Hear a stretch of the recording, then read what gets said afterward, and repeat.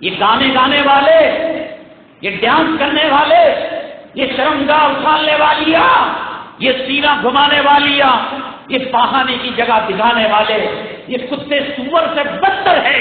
اگر کتے سوروں کو ان کے سامنے لایا جائے، کتا اور سور کہے گا اللہ تیرا شکر ہے کہ تو نے مجھے ڈانسر اور گویا نہیں بنایا۔ قیامت کے دن پتا چلے گا۔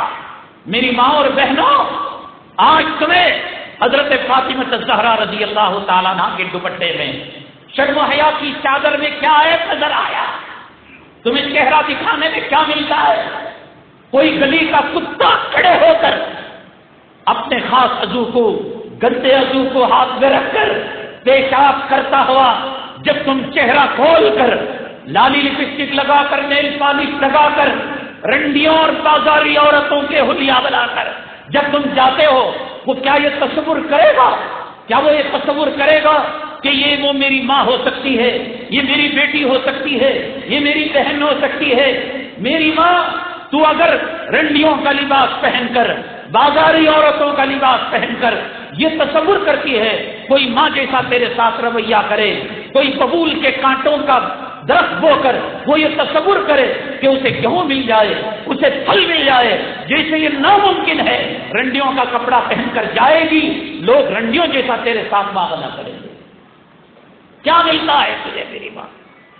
لوگوں کے ایمان پر ڈاکہ ڈال کر اللہ کے حبیب پاک جناب محمد رسول اللہ صلی اللہ علیہ وسلم نے فرمایا کہ نظر بد، بری نظر جو تجھ پر پڑتی ہے وہ شیطان کے تیروں میں سے ایک تیر ہے۔ بعض مشائخ نے کہا جو عورت ٹائٹ برقع پہن کر، سینے کا نام دکھا کر، پاخانے کا نام دکھا کر لوگ کہتے ہیں یہ مولوی کتنا سیکسی اور گندا ہے کہ منبر رسول اور محراب میں بیٹھ کر ایسے گندے جملے بولتا ہے۔ ہم معاشرے کے اندر ہونے والی برائیاں اور منکرات کو بول کر یہ کہتے ہیں یہ شریعت کے خلاف ہمارا بولنا جرم ہے۔ کتے سور تو اپنی بات ہو، جس کا نام فاطمہ ہے، جس کا نام خدیجہ ہے، جس کا نام زہرا ہے، جس کا نام عائشہ ہے، بازاری عورتوں کے کپڑے پہنا کر، رنڈیوں کا لباس پہنا کر بازاروں میں گھماتے ہوئے تجھے شرم نہیں آئی؟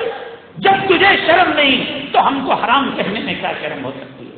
نعرہ تکبیر، صاحب ملت مفکر احمد حضرت مولانا سید احمد شوقات نے سر مدد سر بلند، سر مدد سر بلند، وارث ٹیپو سلطان، شیر ہندوستان۔ ڈاکٹر علاج نہیں کرے گا، علماء نہیں بولیں گے، یہ فلم میں ناچنے والے تیری اصلاح کریں گے، یہ سیاستدان تیری اصلاح کریں گے؟ اللہ کے حبیب پاک، میری ماں تو کس طرف جا رہی ہے؟ کون ہے تجھے اچک لیا ہے؟ ہمارے بزرگ حضرات یہاں پر تشریف فرما ہیں، ان سے بچپنوں کے حوال پوچھو۔ غیر قوم عورت اپنے سر پر دوپٹہ ڈال کر، حیا کی چادر ڈال کر چلا کرتی تھی۔ شرم و حیا کا تعلق مسلمانوں سے نہیں ہے، ہندوؤں سے نہیں ہے، انگریزوں سے نہیں ہے۔ عورت ذات کا دوسرا ترجمہ شرم و حیا ہے۔ وہ شرم کے بغیر، وہ حیا کے بغیر، وہ پردے کے بغیر اس کا تصور نہیں ہو سکتا کہ وہ عورت ہے۔ وہ کوئی جانور ہو سکتی ہے، وہ کوئی رنڈی ہو سکتی ہے، وہ کوئی سور کی نسل ہو سکتی ہے، وہ کوئی کتے کی نسل ہو سکتی ہے۔